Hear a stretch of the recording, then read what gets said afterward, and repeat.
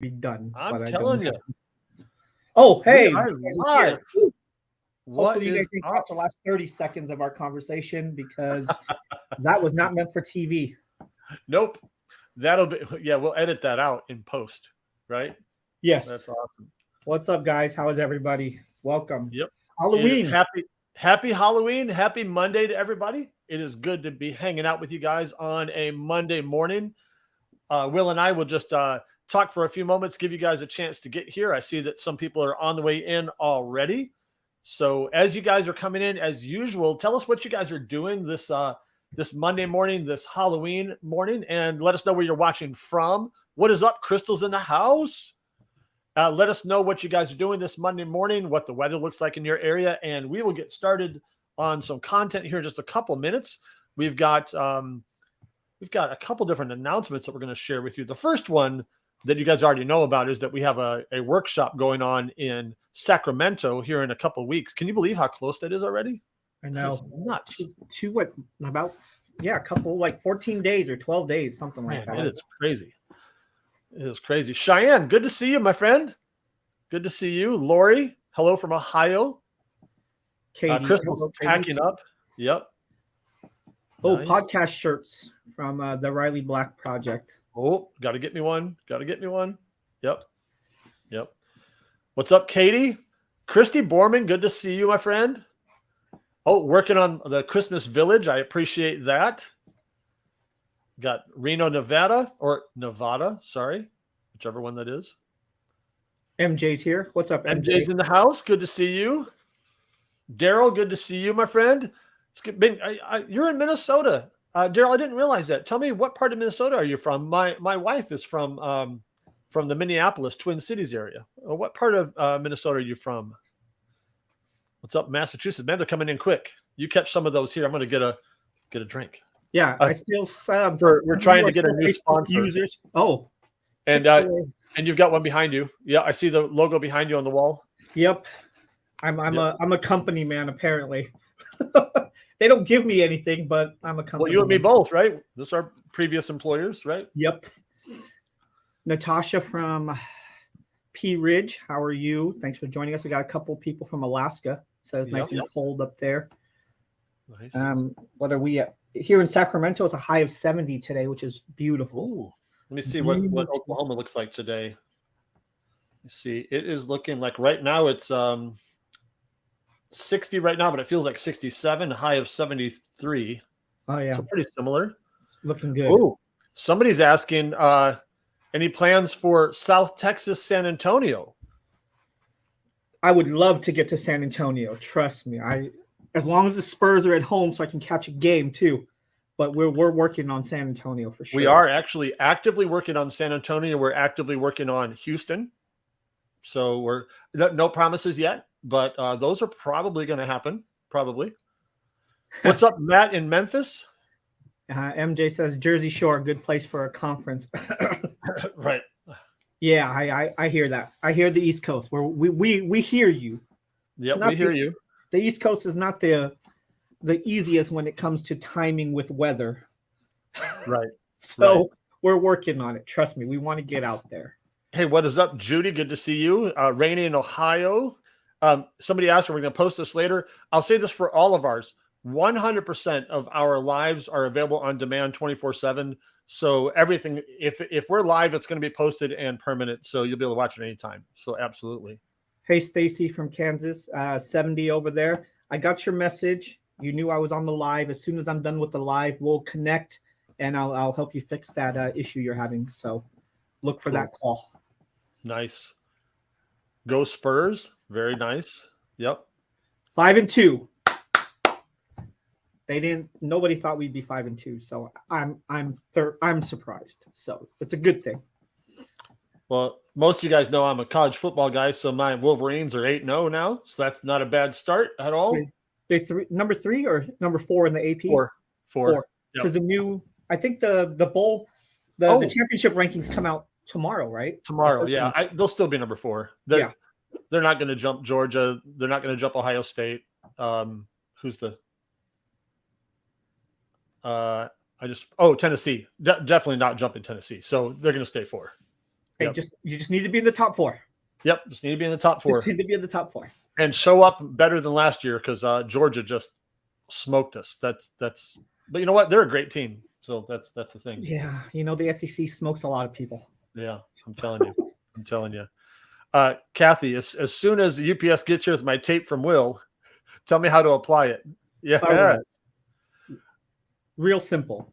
Just press it onto the back of your substrate, cut it, peel off the protective layer, Yep. press it together. You're good. No glue spill out. It's a beautiful thing. It's a beautiful thing. Oh, someone yes, got your Omtech. Love that. That's cool. Yes, that's going to be a game changer. When you think about taking your business and your crafting to the next level, when you can get lasers that can do more, have a little bit more capabilities for you, a little faster, give you the ability to do tumblers and things of that sort. So you're going to have a blast with it. There's a learning curve to anything, but it's not as tough as the community's so good now. It was all Glowforge, and any other laser was kind of on an island. But now that everyone is kind of progressing in their laser journey, we're all getting different lasers. So even within the Glowforge groups, you're able to get the support you need for almost every laser out there. I haven't seen one where people were like, I have no idea what that laser is or what it's for. Right. Oh, Matt, congratulations. I know you were talking about it. Did you decide on the 7 or the 9? I know you were debating between the two, so I look forward to hearing what you decided with. So today, our main focus for this broadcast is to ask us anything. So we're going to be on here for about another 45 to 50 minutes here, answering any questions that you have. So if you've got any questions, I see a few of them here. Will, if you can star some of those, are you able to do that? Yes, I am. I got privileges now. Yep. So we will take as many questions as we can, as fast as we can here in the chat. So drop any in there that you want. While we are waiting for you guys to give us some questions, Will and I have got one thing that you guys already know about, and we've got another thing that we want to announce here at the very end that we're super excited about. But we have got a workshop. Yeah, we've got a workshop coming up on the 12th and 13th of September. November. The lesser known November. Yes. It's, time zones for me. I don't know what month it is from what one state to the next. It changes. It changes based on the prime meridian something. So what month is it in California right now? It is still October. Oh, okay. So, okay, I'll start over. Hey, we're having a workshop in Sacramento in November, the 12th and the 13th. Yes. And it's going to be a lot of fun. If you guys have not seen that already, we've got a link, which I have to open up another browser here because I can't drop anything in the chat here, but we'll give you a link to that if you're in the Sacramento area, or if you'd like to come travel in and join us, we'd love to have you. We've got room for 25 people a day. The 12th and the 13th, they're identical days. It's not a 2-day event. It's a 1-day event. We're just doing it twice. And so you can join us on Saturday or Sunday, and it's $89 a person. And we'll give you a light breakfast snacks, and we'll give you a box lunch. And then we're going to be talking about several things. Will, why don't you kind of give them an overview of some of the things we're going to be talking about at that event? Yeah, we're excited. We're going to have it here at the warehouse. You guys can take a look at the madness here. We're going to have a lot of fun here. But, we're going to come on in. We're going to hang out. We're going to eat a little bit of breakfast, like Mark said, a light breakfast. But we're also going to you're going to get to see we're going to go live with a live audience here, which was kind of cool. We did that in Oklahoma. So we'll be taking some questions from you guys online as well as people here live, which I think was really cool. We're going to talk about pricing. We're going to talk about marketing. We're going to talk about 10 things you can make to make some money now. So, give you some different ideas on how you can try to grow that business of yours, looking at different things that, and we're going to just talk about the laser business, about how we can grow our business, right? How we can utilize these months to, one, take care of our holiday sales, but also what are we doing to build our business up for those other months after the holidays? We're also going to do some demos with the hat press and some patches. So you guys get the chance to make your own hat, patch, and press it on so you can see how easy, and these are pretty profitable when you look at it. And everyone will leave with a hat. Then we'll have a bunch of lightning rounds. Me and Mark will just take a bunch of questions from you guys. We'll talk about some topics. We'll probably debate some of it. We probably, we think things similar, but there's some things that we each have our own point of view on. So we'll definitely have a little bit of fun with that, and we'll have a great time meeting other laser users in the area, right? So it's a good opportunity to connect, network, ask questions, learn, see who your resources are here in the area, get to meet Mark coming back out to California for a second time. So it's going to be an amazing time. And, I know time sometimes, when you're looking at a 3-day event, it's hard to get away, but a 1-day event, come in, get energized, learn a lot, and just leave here getting ready for, the rest of the holiday season is going to be amazing. Absolutely. It's going to be a lot of fun. I'm excited to come out there again. It's going to be great.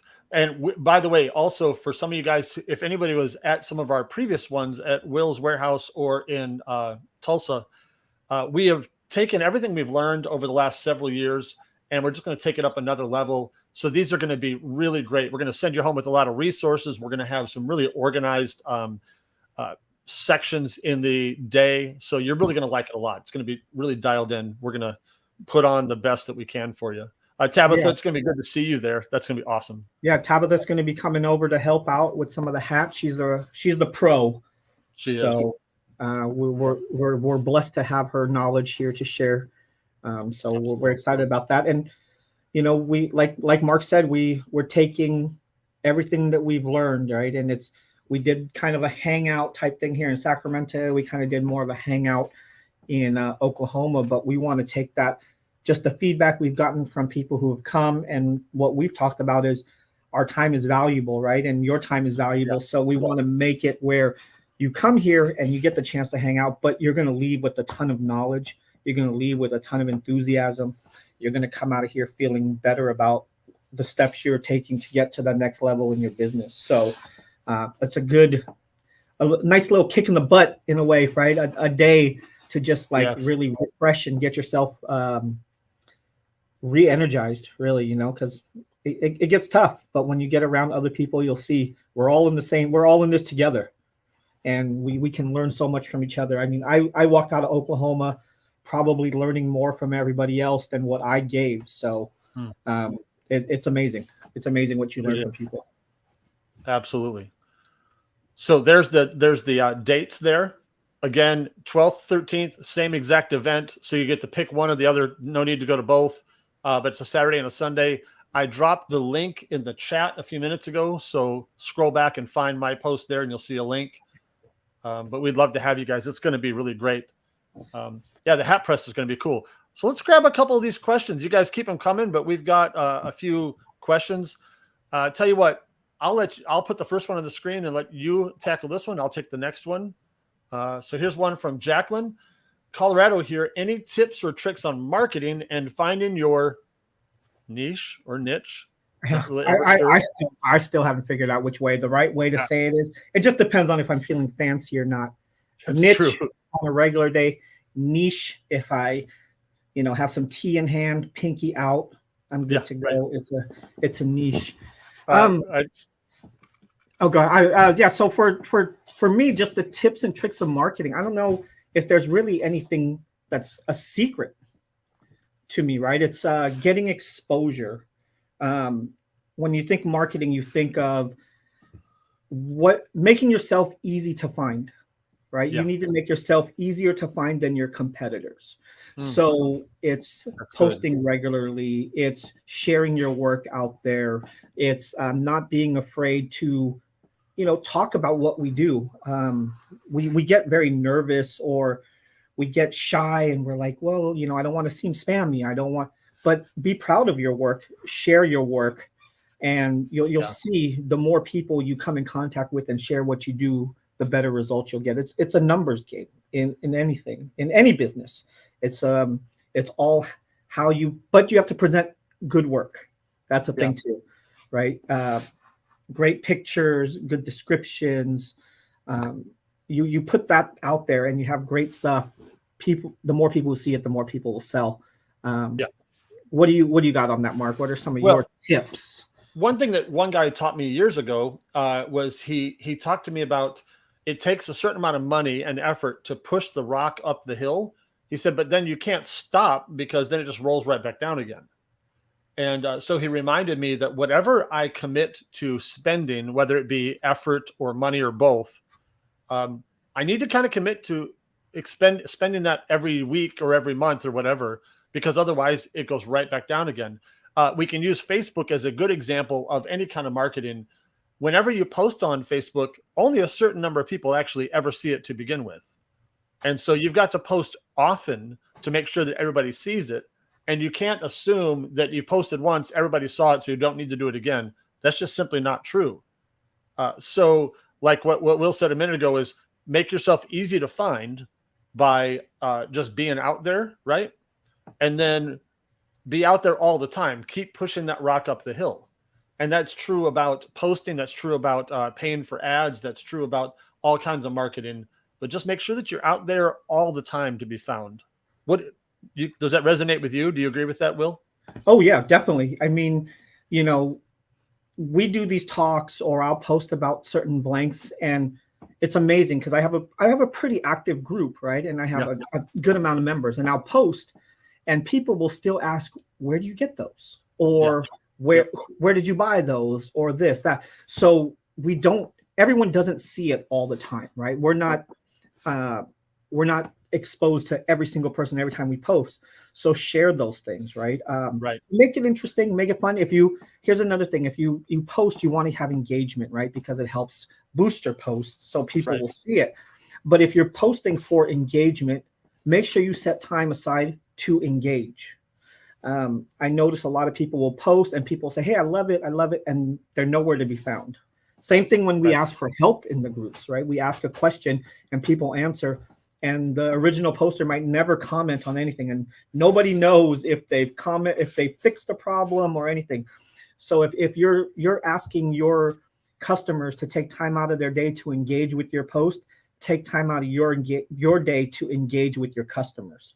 So it gives them a personal feeling, and then they're like, hey, you know what? I did take some time to say, hey, your work is great, and they answered back and they answered questions, and that's going to keep them fresh. Keep you fresh in their mind and want to support you because you're supporting them as well. What else did we talk about? I mean, marketing or ads. I did something for the first time because I'm not sure if the holidays push is pushing up. I know it is, but I decided for the month of October, I was going to pay for Facebook ads for the first time. And then I used to do it for like 4 days. I don't want to spend too much money. I'll put $5 a day for a couple of days. Well, I don't know if it moved the needle. So for the month of October, I committed to a certain amount of money each day for the entire month. For 31 days, I did $30 a day. Yeah. Wow. So I spent and almost. When did you start?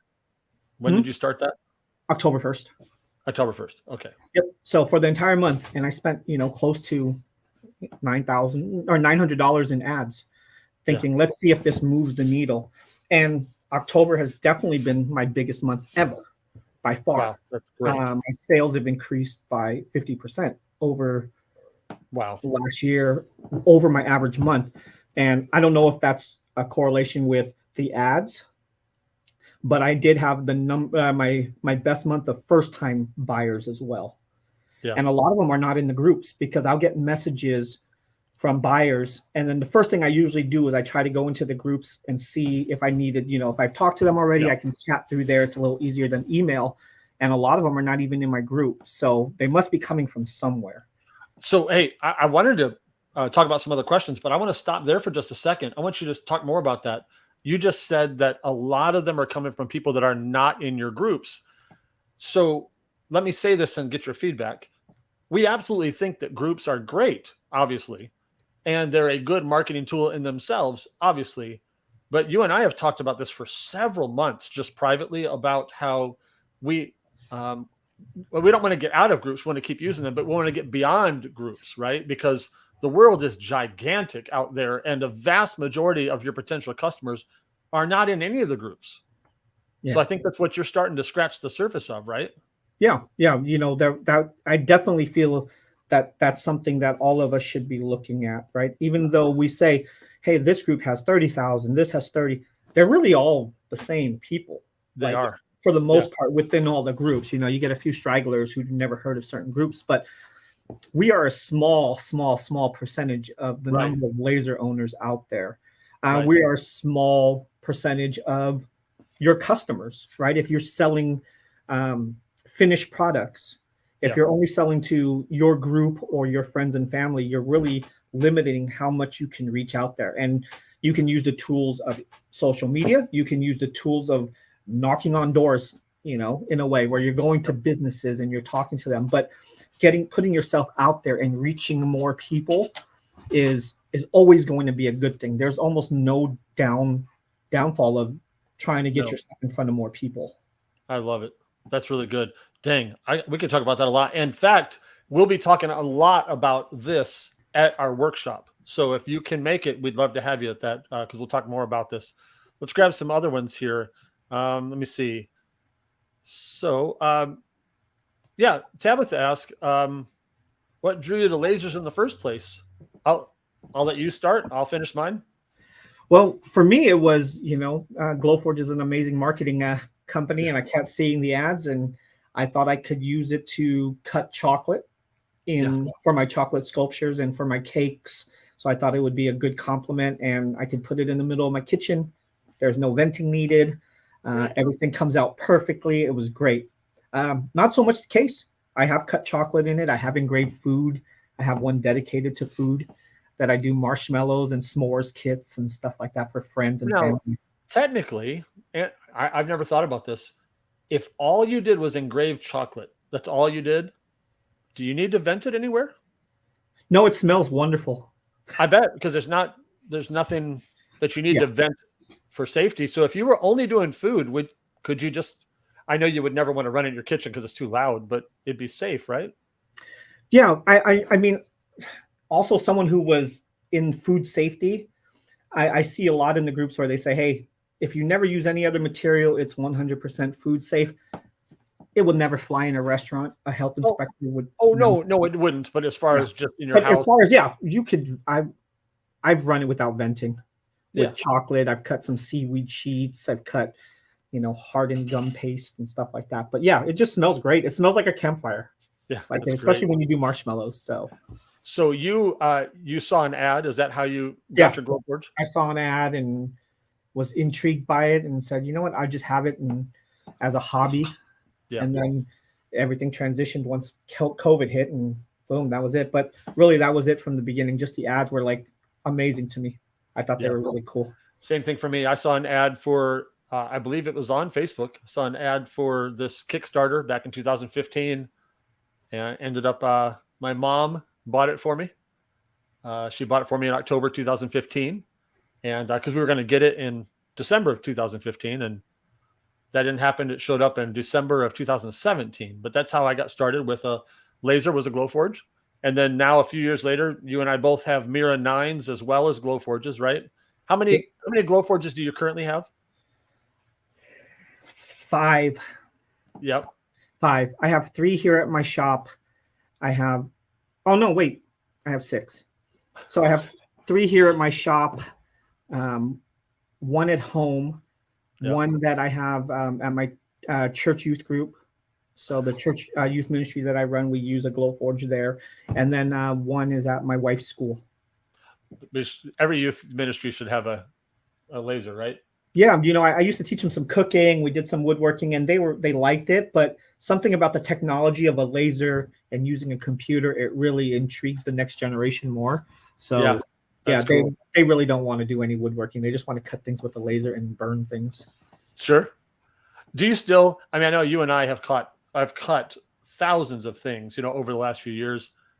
I told Tyler and Crystal here in the office on Friday, said every now and again, about every day, every week or so, I'll stand in front of the laser, watch it run, and I go, I'm using a laser. I mean, it's still cool after all these years, which is neat.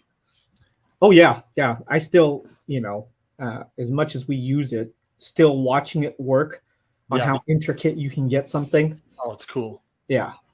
It's really neat. So that's how we got into lasers in the first place. See what Yeah, let me questions just you- say, Lori, I'm planning on upgrading to another laser in the near future. We'll give my daughter my Glowforge. I'm sure she'll be watching you guys too. That's awesome. Lori, what do you have in mind? Do you have a particular laser in mind? Let us know about that, and we'd be happy to help you if you've not already made a decision. And if you have, we'll be happy to try to connect you with some resources as well. Christy, I'll let you say this. I will, because you know the answer more than I do. Are the hat presses expensive? What's a good one to get?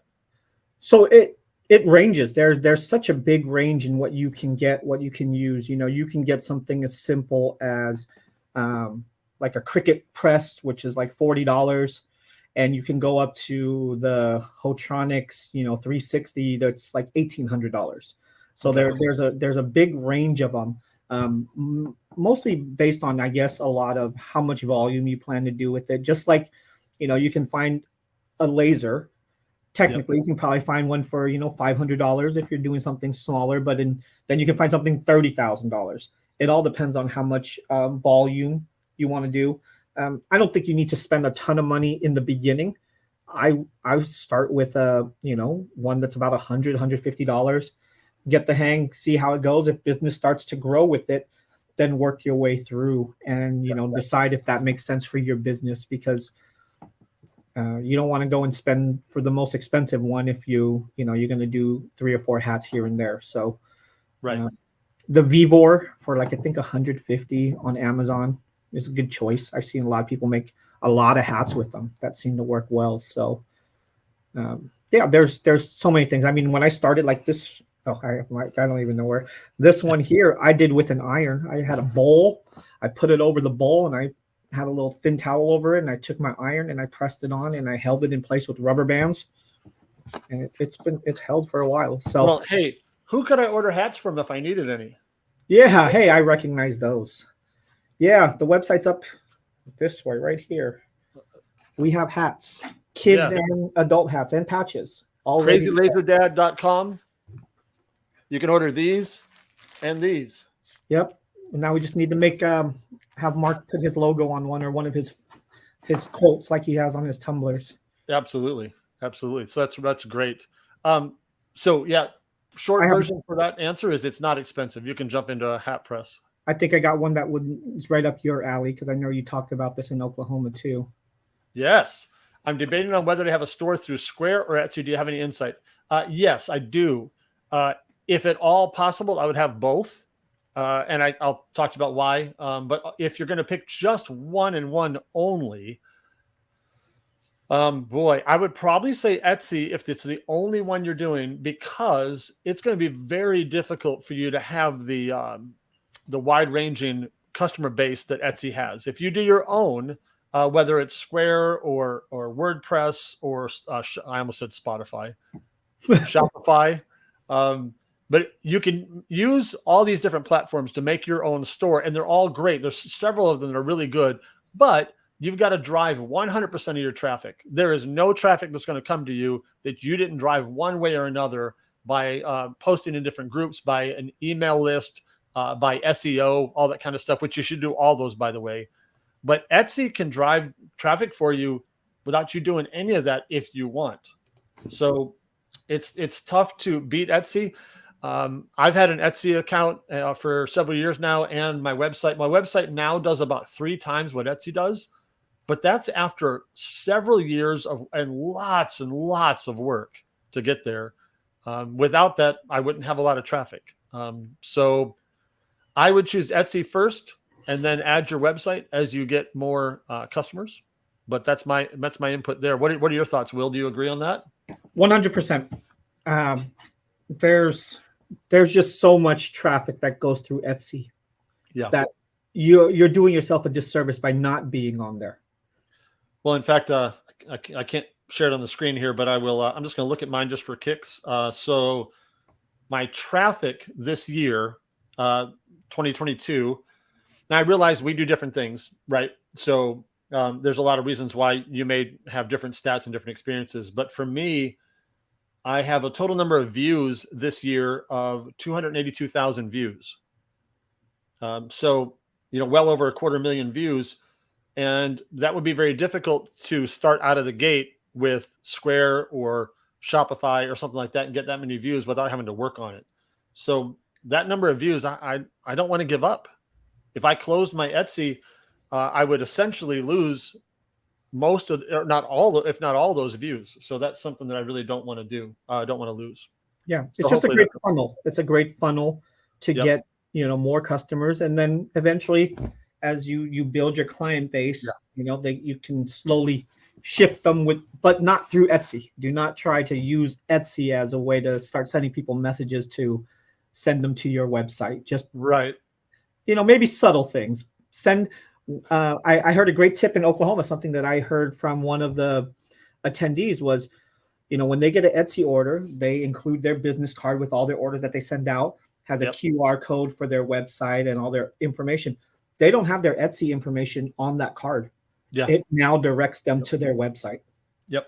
So I thought that was a good way to, you got the Etsy customer that you probably wouldn't have gotten if you weren't on there. And now you send them your information with a coupon or a discount, and you send them over to your website. Now they know they can just go right over to there as well. Now, I think I'm not breaking any terms of service when I do this. If I am, I need to learn. One of the things I do in my description is I will say, I have more resources or videos on this item on my website. Here's a link. Now, technically, you can't click the link on Etsy, which is annoying. But I'm letting them know that, hey, I've got a lot more things that Etsy doesn't allow over here for this exact same thing. And so that's one of the ways I connect it.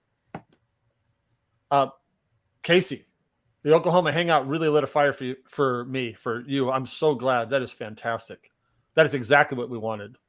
It lit a fire for all of us. I mean, it lit a fire for me. I left there enthusiastic, in a better place than when I got there. And I thought I was doing pretty good. But when I left, I was like, just being surrounded in that environment by other makers, learning, sharing. It's a good thing, because a lot of times we, like I've said, we kind of feel like we're in an island when things are going tough, or even when things are going good. You're like, is it just me? Is it this? Is this? Knowing that we're all in that same boat. We're all in this together. So it's really great. Let's see. Do we have any? Here's one from Lori. I don't have any experience with airbrushing, but I really want to try. I enjoy that kind of thing, but I have not done it yet. Have you done anything like that? I have not airbrushed one single laser project. I airbrushed on cakes and desserts. I used to do a lot of it, but I haven't ventured into the laser aspect of it. But I also don't paint almost anything. Spray paint, acrylic paint. It's engraving for the most part for me. But I think if you're asking the groups to, ask what, like, some recommendations for airbrushing, and there's so many resources out there. These people who are doing amazing things with it, and they'll give you, starter type machines that work well, tips on how not to get clogs, things of that sort. So definitely share that within the groups. Don't be afraid to ask those questions, because there's a lot of people out there who do things we don't do. Well, and I will tell you, as far as blending paints, we taught that here in the Oklahoma Hangout of how to do that with spray paint. And I don't have any within reach here, but we taught almost 50 people to be able to blend or ombre spray paints together. So that's kind of what you can do with airbrushing too, just on a much more fine level. But yeah, I'd love to. And I'm so blessed to finally be able to have two people here working with me in the office. And many of you got to meet Crystal here in person. She loves to paint. She's a very good painter. And if I bought her an airbrush, she would be thrilled. So that might be something we'll do here. I bought her a whole bunch of paint pens here a little bit ago, and she was excited about that. But yeah, an airbrushing would be cool. Cheyenne, I'll let you start with this one. Any recommendations on where to purchase packaging to mail out items? For me, I buy a lot of my shipping supplies on Uline, but that's on a bigger scale. If you're sending out, they're great they have all the size boxes that you could possibly need if you're sending out a lot of signs.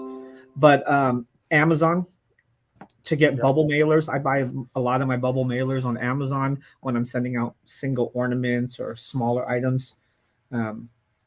That's where I buy a lot of it. It's usually the boxes, the big boxes are the variety of sizes of boxes at Uline. I hear Granger is another great place to buy boxes. I've seen it in a couple groups. Uline, Granger. Um, I forget some of the others, but I got to look it up. And Amazon for most of it, for bubble mailers and. Well, and depending on where you live, we've got a place here in town called Box Brokers. So you might be able to pick up stuff good locally. Just depends on where you live.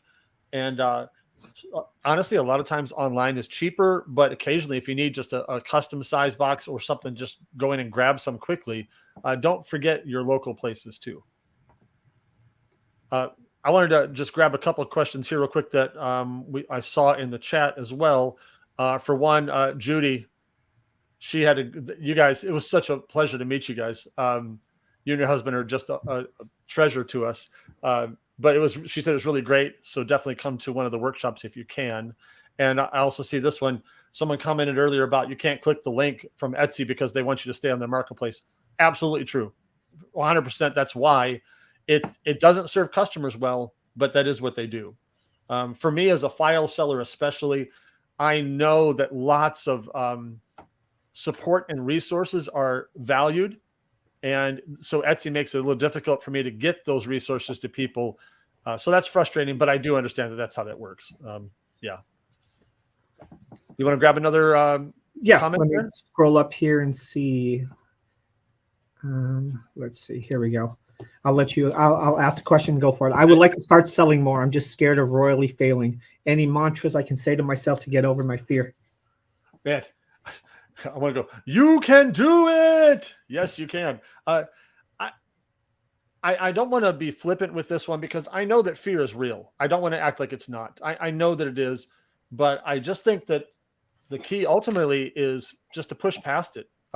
There's several different people who have different phrases that we all love. Seth Godin, he says often, just ship it. And what he means is just do it. Try to get to version 2 as quickly as possible. Try to get the step 2. But a lot of times we overthink things and we never even get it done or never even get it started. What was it that that Robin Parker Marsh, when I was talking with her a few days ago, she said in her group, she tells people, is it just make it already? I think is what she says. Yeah. Because too many people buy files and don't ever make anything. And she says, man, just make it. Come on. And she does contests.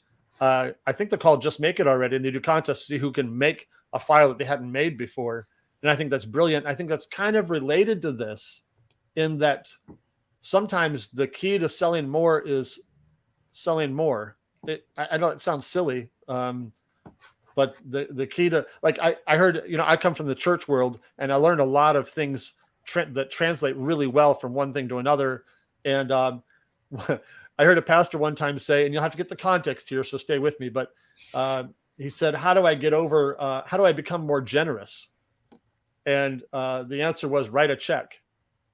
It's like, well, I don't want to. I know, but the way you become more generous is to be generous. And I think that here, selling more, sometimes you just gotta get out there and start selling more, meaning go ahead and fail. It's going to happen. Get it out of the way. Be okay with it, and get out there in front of more people. So the honest truth is, I think the way to get over the fear is to actually just start doing it. And I know that sounds like a cop-out, but it really isn't. Will, what are your thoughts on that? We're all going to fail, right? Nothing's easy in this in life, right? You're going to come across these things. You're going to realize really quickly that the failures that you come across are not as tough as you think they are. It's just you're going to become better from it. Now, if you just fail and you quit, or you fail and you don't take that as a learning opportunity to get better at what you do, then I can see where people should be afraid of it. But if you change your mindset, not so much about getting over the fear, but changing the mindset on how you judge what failing is. If you see failure as, okay, that's the end game. I failed. I suck. Yeah. You need to change that to, I failed. I learned from it. It's a great experience, and I'm going to be better because of that. Because this is a long game, right? So you take those, and I've said this a bunch of times, and I'll say it again because there's probably people who haven't heard it, right? Failure is the tuition we pay for future success. So you take those and you'll be better because of it. those failures are going to make you a better operator. It's going to make you a better crafter. It's going to make you a better business owner. It's going to make you a better person. So, I mean, change your mindset. Like, what would you say to someone you care about? You would tell them, hey, don't be afraid to fail. You'll be better because of it. So tell yourself that. A lot of times when I look at where I struggle and where I need to get better in what I do for my business or for what lesson would I give to my child? And then I have to apply that to myself, because if my child came to me and said, I don't want to do that because I'm afraid of failure, how would I address that? So now I can look in the mirror and say, that's how I would tell myself as well. And that's definitely changing your mindset on that will definitely make a huge difference in what you attempt and what you try. Another kind of thought process is, I've heard this before, is what would a successful person do in my position? If I were not me, but I were somebody else, and they were just to say, bump me out or tag me out, and they'd jump in, what would they do today in my position? What are the steps that they would take today that I'm not taking? Take those. So that's always another way to think about it, is what would a successful person do if they were in my seat today? And then do those things. And you always say it's a long game. Where do I want to be in a year? What story do I want to tell? And I love, you and I have both been through several businesses over our years. And the story you're getting to tell right now is a great, successful story, Will. But let's not be silly. The story you're telling now is largely because of the things you did in the past. Definitely. Everything that I've done previously, previous businesses, previous work experience, previous life experiences. I've learned more from my failures than I have my successes. And applying those now to this business has definitely helped grow the business more than it would have been, say, 5 years ago, before I made all those mistakes in 5 years. So, wrap your head around this is good for me. These failures are good for me as long as you're learning from them. That's right. I'll grab this one. I really want to learn how to design my own files. Right now, I purchase all files. I'm new to your group. Do you have training for that? I don't specifically. However, I've been wanting to help people learn how to design their own files, and I've kind of been struggling a little bit with how to start teaching that. Here's what I mean. I can do a class on Illustrator or whatever program that we're going to use, and I can teach you how to make a square and how to make a circle and how to connect pieces and how to do text. But I would say that probably, Will and I talked about this a little bit for a future thing. I don't know if you remember us talking probably last week about how I could teach about selling files. Yeah. And I think there are two approaches to that. There's learning your tool, learning how to use the program that you use. And then there's everything else.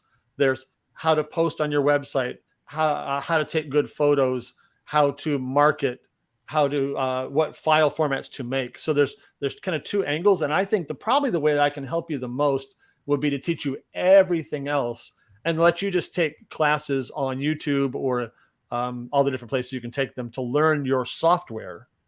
Because I don't, correct me if I'm wrong, I'm sorry, I don't know your name because it just says Facebook user, so I don't know who's asking. But I think you need to learn your program, and then you need to learn everything else. And I think I'm going to start doing some classes on the everything else part. Do you kind of agree with that, Will? Is that probably the way to go? I think so. I think, understanding at least the basics of your design program would be a start, right? Yeah. Understanding what each tool is capable of doing, at least having a general understanding. And then kind of like what we said before is just go out there and do, right? Yeah. Play around with things, make shapes, make something simple. If you're buying files now, how proficient are you at editing those files if you needed to change something or you needed to weld a shape to something or a text? So getting proficient in those will get you more confident in experimenting with other things. And then you do little things here, a little bit here, and it's a progression. There's no like clear cut, I'm going to teach you today how to design files. It's not that easy. No. Like Mark said, the fringe things, all the other things are a lot easier to teach because it's pretty, it's okay. Here, this is how you start at Etsy, or this is how you open make an Etsy posting. But with designing, there's so many variables that go into that. But there's courses that will take you progressively into the next step so that you can learn those things. But I think it's getting out there and trying to absorb as much of that information and just being in your design program, messing with it. I'm sure that's probably one of the biggest things you can learn, the fastest way you can learn. And I think we all do this probably, but if you go to your local Hobby Lobby or someplace like that, I walk around when I go in there and I take pictures of things that I want to remember to say, oh, I want to figure out how to make that. Like, for example, I made a little Adirondack chair. I always have trouble with that word. Chair like this that holds your phone. I did this several years ago now, and you can sit your phone in there, and there's my dog, and you can put the cord through here, and it can charge, and it can sit on your desk like this. What I did was I got on Google Images and looked at actual chairs, and then I said, okay, how can I make this thing on the laser and make it work? So I started making things by looking at physical items. We do the same thing when we go to Hobby Lobby. We look at things, we go, okay, I'm not going to rip that thing off, but just giving me an idea. So some of what you need to do if you're going to be a file designer is just look at items and think, how could I make that? And that's where your understanding of your program comes in. So that's just one other thought there. Someone asked a quick one. I got a quick one. I'll throw up a quick question because it's a quick answer. Is there a way to pause the Glowforge without boarding the product? Just press the button. Yep. And then you press the button to start it again. Don't open the lid. No. Don't turn it off. Don't open the lid or it will abort your project. So just hit the button. It will pause. I've left it paused for hours. Yeah. And come back. I don't think there's a limit. If there is, it's really long. Yeah, because I mean, I've been, oh, it's getting late. I can't. I'm tired. I'm falling asleep. I'm not paying attention to the laser. I've paused it and I've woken up the next morning and I've restarted it.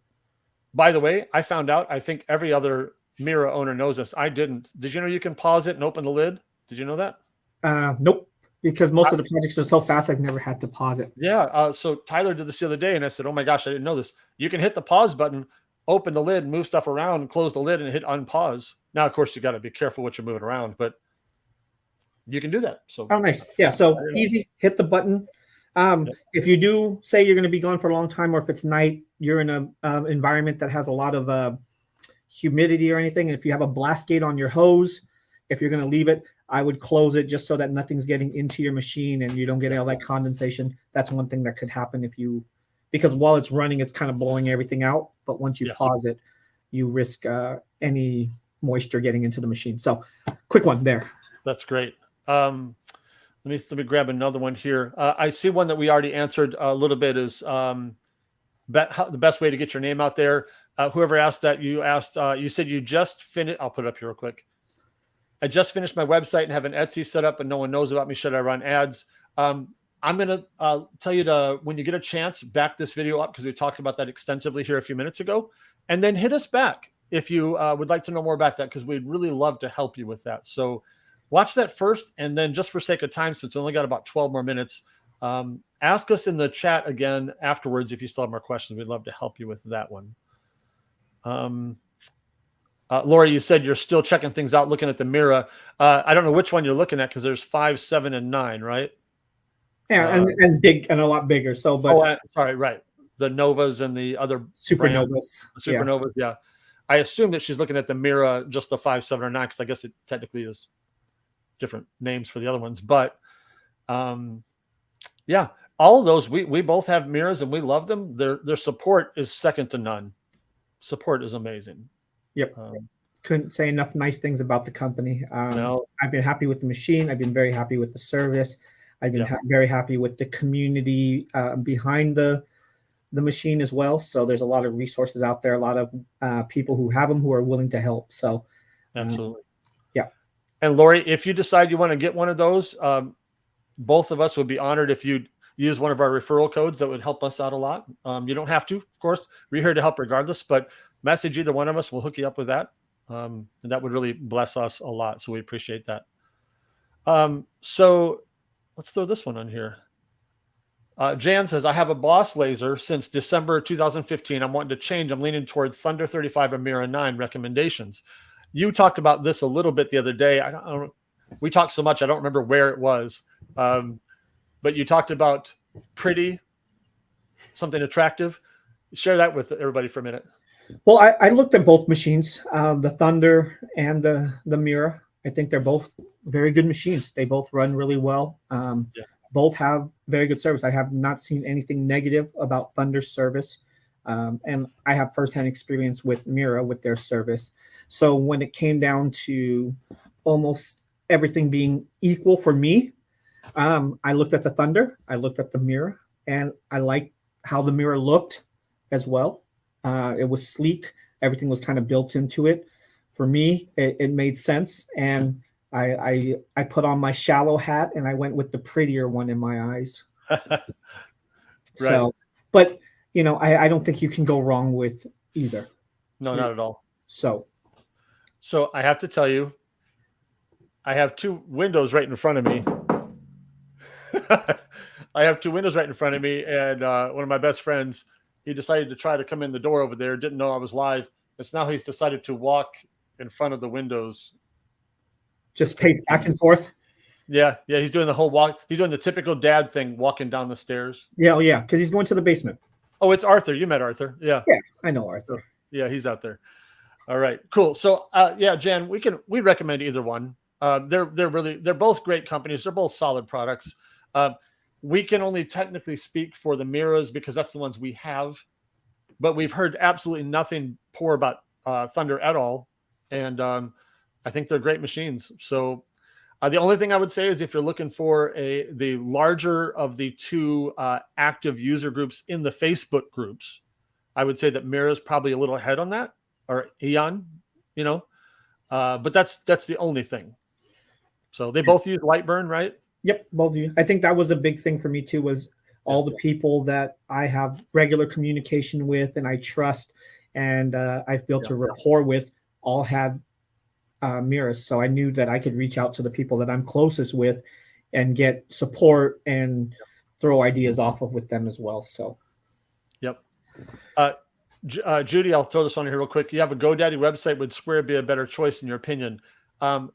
Here's my opinion. I've used GoDaddy's website builder.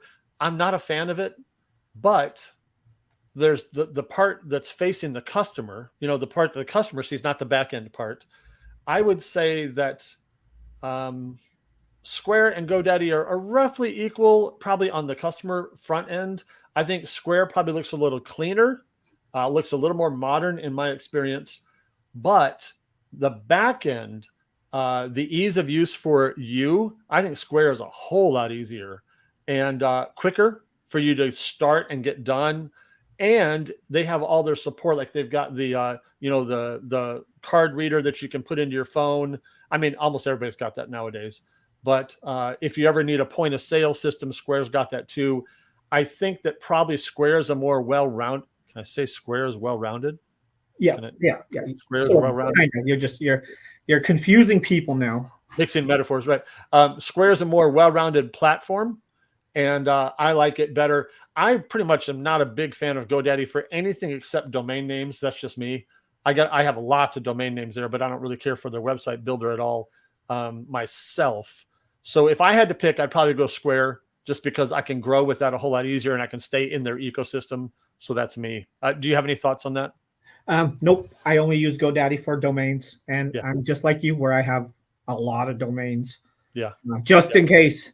And I use Shopify. So, and you use Shopify, and I'm very happy with it. So me too. Here's a good one. I'll let you answer this one. What are some good supply companies for acrylic sheets, wood, supplies, etc.?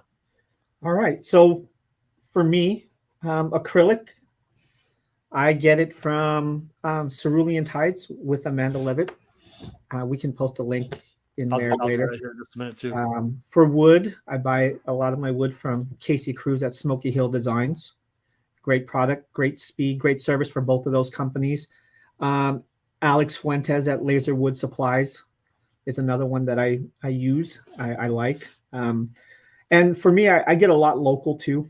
I buy a lot local because I have my hardwood store about, I don't know, 500 feet, maybe a little bit more than that, right down the block from me. So it's convenient to get it there, especially if I need bigger sizes cut with the bigger laser. It's just more expensive to ship bigger sizes. But Cerulean Tides, Yeah, Houston Acrylic does a great job too. Yeah. Yeah, all great suppliers, great service, fast shipping. There's so many of them out there now too that all provide really good They product. do. They do. And just to jump off what Will just said, we've both used other people too, and they really do a great job. These are just a couple that we tend to circle around over and over again, and we know the owners, and they're just great people. So Laserwood Supplies, Alex Fuentes, and Smoky Hill Designs, Casey Cruz, they're both fantastic. And we got Courtney over at Houston Acrylic, and of course our great friend Amanda over at Cerulean Tides. You can't go wrong with either one of those. So check both of those out. All right, here I got a question here real quick. We'll go through. We're going to finish up here soon. But What is one item you are excited to make this holiday season? Woo! You asking me? Yeah. Right at the moment, I've been loving the Christmas Village that we just made. They're so much fun. They're very cool. I'm very biased on that, but I think that's fantastic. If you guys haven't seen that, I'd love you to see it at some point. We also are making we're just finishing up a Christmas countdown. I'll hold up a picture here. So it looks like this. Can I do this? Yes. So we got a Christmas countdown that we'll be coming out with here in the next couple of days. And the star moves across the top. And that's really cool. I just also added some big text on the top. I don't have a picture of it here, I don't think, but it looks really great. So I'm excited about that one. And then we also took our Christmas Village and we made this little guy right here. So these are fun to make as well. Nice. And I think Will is excited about making money this Christmas. Yeah, my track record is probably either a baby or possibly no. I mean, I don't make a ton of physical products, and I'm so busy with the blanks. But my favorite thing during the holidays is to bake. I just love to bake. So I love to eat. Bread pudding is still my family's favorite dessert from me. They just either good. Bread pudding or creme brulee. More so creme brulee because creme brulee is not something that most people make at home. It's like a restaurant style dessert, and my kids absolutely love it. And they're intrigued by me torching anything. So yeah, if I have to say one thing that I'm most excited to make is butterscotch creme brulee. That's my go-to for the holidays, and I end up making it for Thanksgiving and Christmas. I'm going to self-promote one more time. So here's a picture that's more of the finished item there. So there's the countdown that we're getting ready to release this week for our VIPs, and that one's really cool. A lot of fun. Thank you for asking, Tabitha. We did not pay her to ask that. That's fantastic. We just self-promoted because we could. Okay, here's a good one. I'm going to let you kind of field this one a little bit because I don't ship items that much. I do a little bit, but not a lot. How do you calculate price and shipping for Etsy? I run into sticker price shock with shipping cost. You do shipping every day.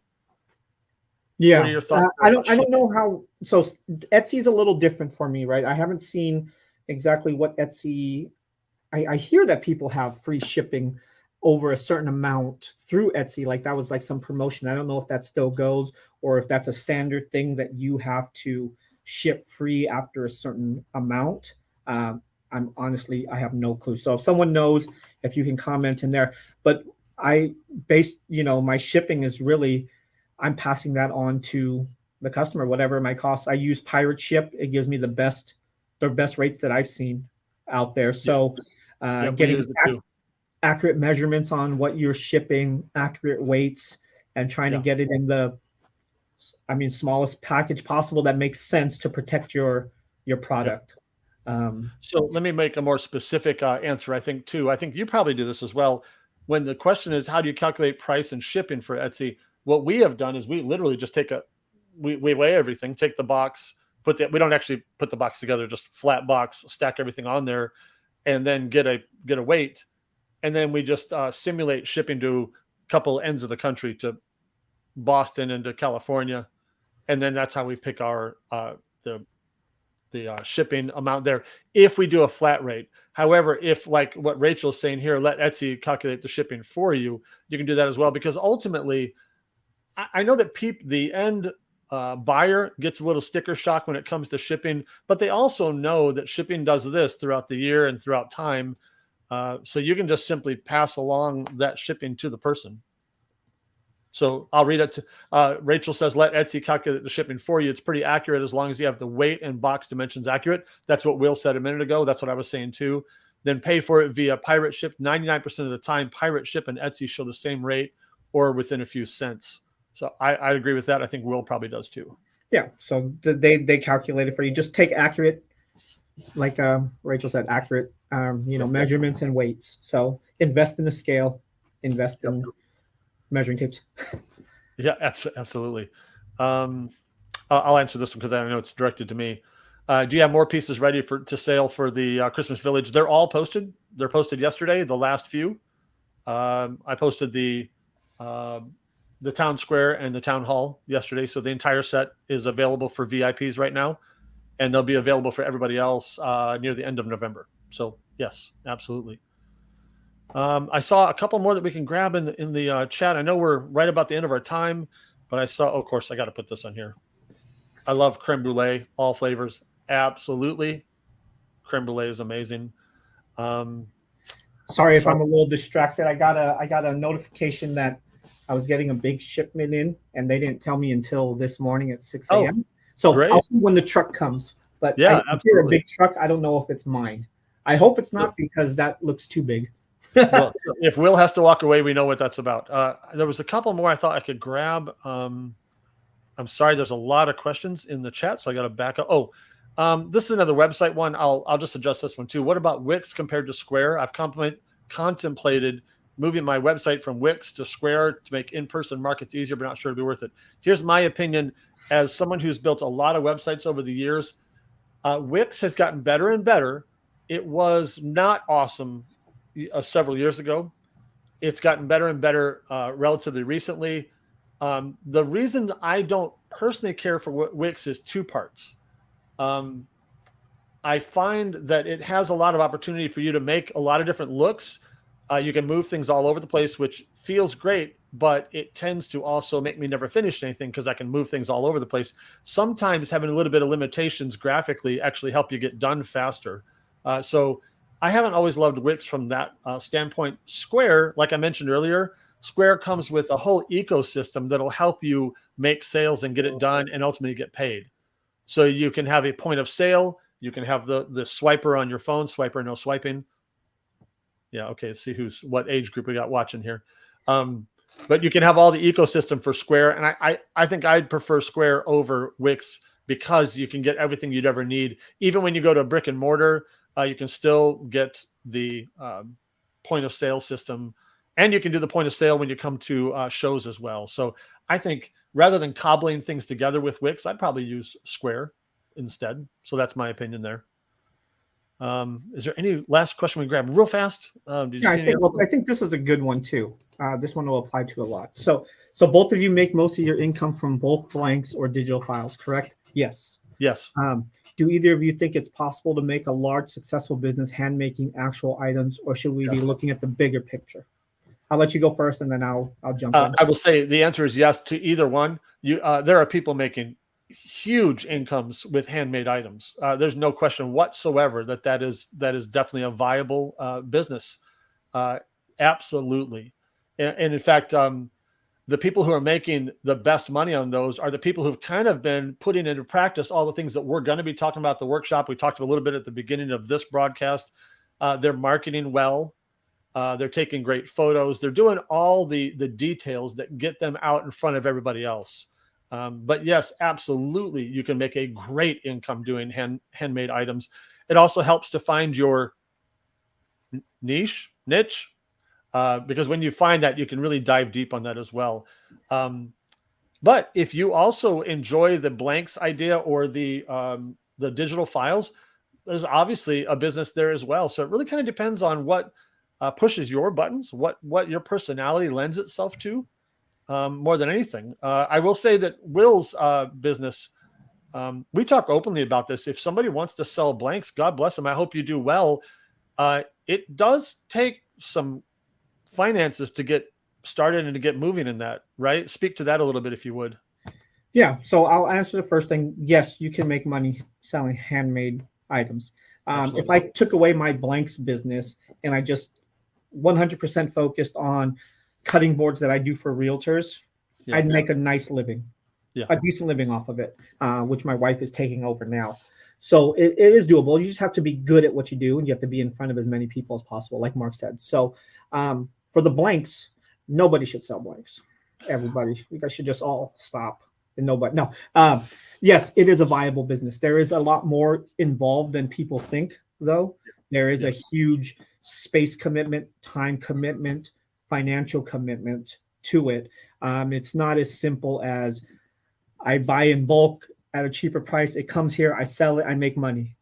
There's so much more. That's the easy part. The money is actually the easiest part of this blanks business, because if you can somehow source the money, credit cards, whatever it might be, you can buy the same things I buy, right? It's not a huge, that's not the biggest part of it. It's the time commitment, dealing with customers, dealing with small businesses who need things, providing that service, getting things shipped quickly, storing it. Yeah. And the biggest thing is a customer base. Just like we talk about selling handmade items, right? How are you getting your customer base? Or what are you going to do to differentiate yourself from everybody else? Because I have a pretty good following. I have a pretty solid customer base. There's a lot of other sellers who have solid customer bases who they trust, they buy from, the prices are good, the shipping is fast. So what would make them leave who they're already buying for to buy from you? Because we're selling with files or handmade items, you put your own twist on things, you have your own vision. Not any two is exactly alike. In the blanks, a lot of what we sell is exactly the same. So what will differentiate you and make them want to come buy from you? So that's the biggest challenge for a lot of newer blank sellers. And I talked to quite a few people who wanted to start or who have started, and I give, some advice. I'm not all the way there. And that's the one thing I always tell them is, where are you going to find your customers and what's going to make that customer want to come to you? Are you going to race to the bottom? Because then you're not going to make any money, because our margins are already thin, because we have to give you guys some meat on the bone to make money with what you're selling.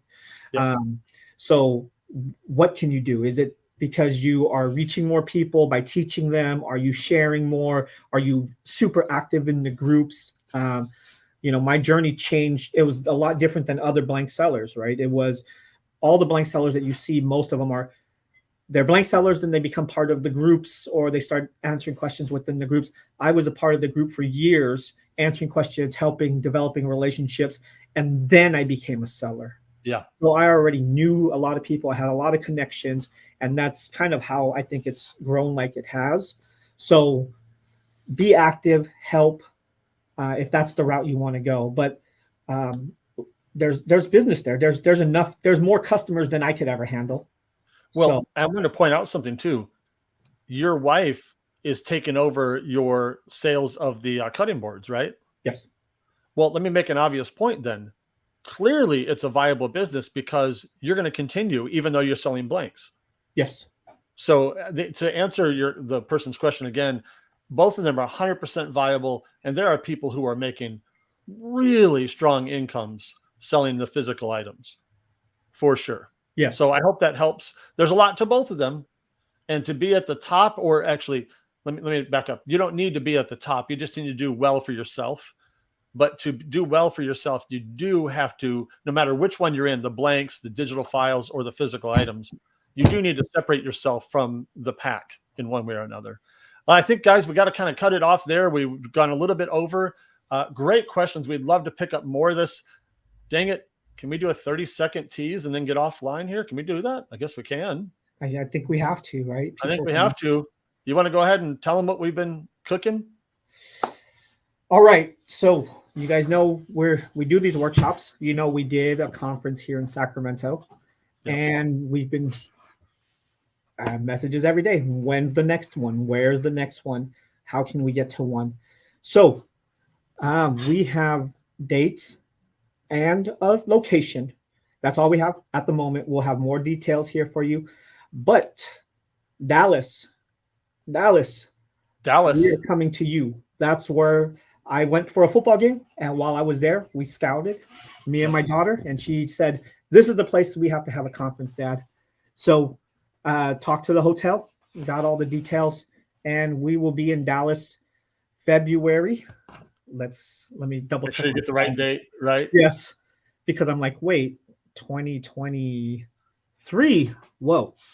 Yes. So February 24th through the 26th in Dallas. February 24th to the 26th, conference, full-on conference, multiple days, multiple instructors, multiple topics. We're going to go deep. It's going to be great in Dallas, February 24th to the 26th. Through the 26th, 3-day conference. So, we're going to take everything that we've learned at these workshops, everything we've learned through the groups, everything we learned from the first conference, improve, get better, make it even more exciting for all of you.